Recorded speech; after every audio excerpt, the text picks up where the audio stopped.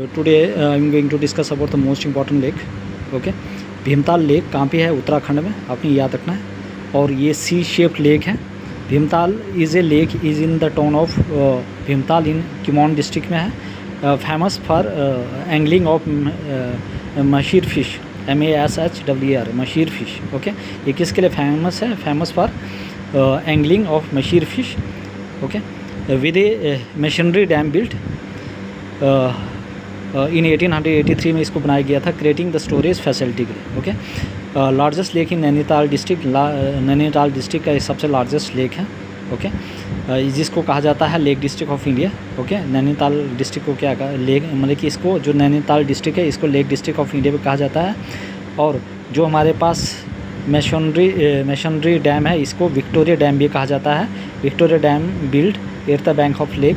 Okay, तो machinery जो dam है इसको विक्टोरिया डैम भी कहा जाता है। ओके, ये आपने याद रखना। और हमारे पास है लार्जेस्ट लेक है ये कुमाऊं रीजन का, और ये टेक्टोनिक लेक है। ओके, फोल्डिंग और फॉल्टिंग से बना हुआ है। ओके, नॉट है रामसर साइट, और ये रामसर साइट नहीं है। ओके, आपने ये याद रखना। आई होप एवरीबॉडी। उसके बाद नैनीताल लेक है। नैनीताल लेक ये नेचुरल फ्रेश वाटर लेक है। ओके, फ्रेश वाटर बॉडी है। नैनीताल जो लेक है ये फ्रेश वाटर बॉडी है।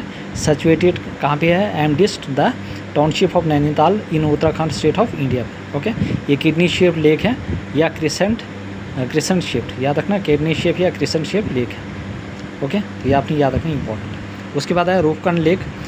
ये भी लोकेटेड है उत्तराखंड में, जिसको कहा जाता है लोकली नॉन है मिस्ट्री लेक या स्केल्टन लेक। इसको या तो मिस्ट्री लेक कहा जाता है या तो skeleton lake. Is a high altitude glacier lake in the Uttarakhand state of India. यह हाई आल्टीट्यूड ग्लेशियस लेक है।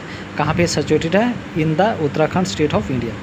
Roopkund is widely known for the hundreds of ancient human skeleton. मतलब कि यहाँ पे क्या है, मतलब हज़ारों साल पहले मतलब वहाँ पे ह्यूमन की स्केल्टन पाई गई है, found at the edge of the lake.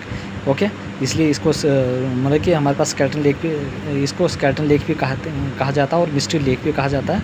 Okay, when the snow melt, जैसी स्नो मेल्ट होती है, the human skeleton remains are visible at its bottom. और जैसे स्नो मेल्ट होती है तो क्या हो जाता है कि जो भी ह्यूमंस की जो स्केल्टन है वो बॉटम में दिखना शुरू हो जाता है। ओके, तो ये इंपॉर्टेंट है। तो skeleton, when the snow melt